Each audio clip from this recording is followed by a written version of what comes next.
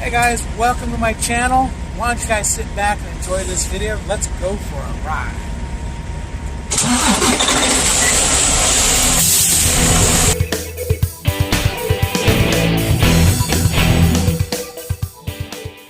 Like, comment, subscribe. And ring the bell. Alright guys, I apologize right now for the noises, GPS's, truck noise, so on and so forth. I forgot to make this video while we were sitting at Prime.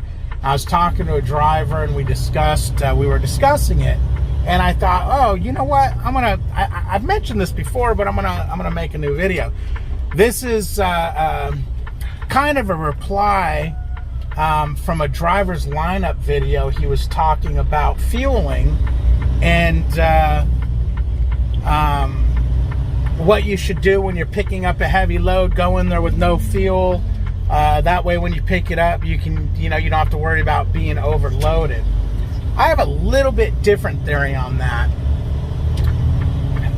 First thing I do, number one, I don't take beer loads because they suck because of the weight. So that's number one.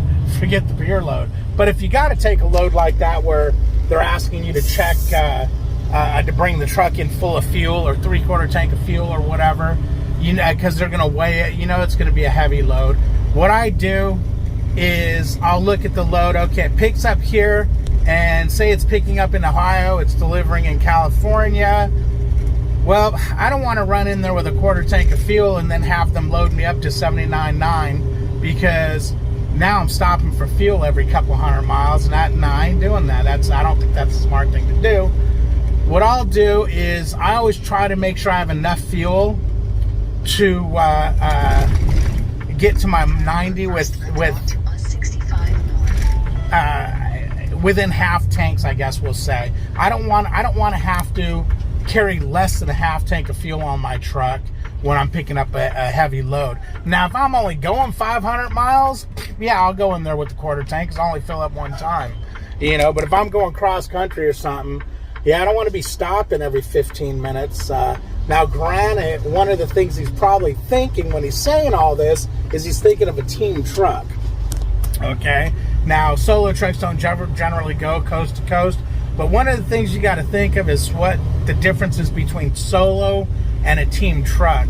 For Melissa and I to stop a bunch of times, under load, and get fuel, other than it being an annoyance, it generally isn't going to bother us because we're moving that freight quickly. A lot of times there's plenty of time on it, but when you're a solo guy, I was a solo guy for a while. You solo guys know how sometimes you don't have time to sit and stop and get fuel a bunch of times.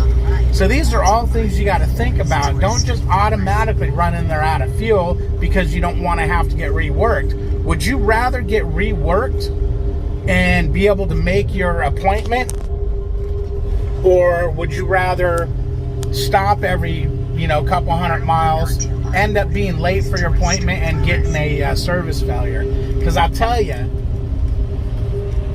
service failures is not something I want to get. I haven't got one yet, and I don't plan on getting one. But hey, there's a bunch of different ways to do it. I just think making sure you have enough fuel to where you either can make it there or stop maybe once or twice, depending on how far you're going. But an automatic, from what I understand, it was like automatically go in there empty or a 1/4 tank or something. I don't agree with that because, again, if I'm going from Ohio to California with a 1/4 tank of fuel, I'm stopping a whole bunch of times. And no, I ain't got that kind of time. Like, comment, subscribe. Ring the bell. Hey man, Facebook, David H, Melissa H, husband and wife, trucking across America. Instagram at DavidH6571.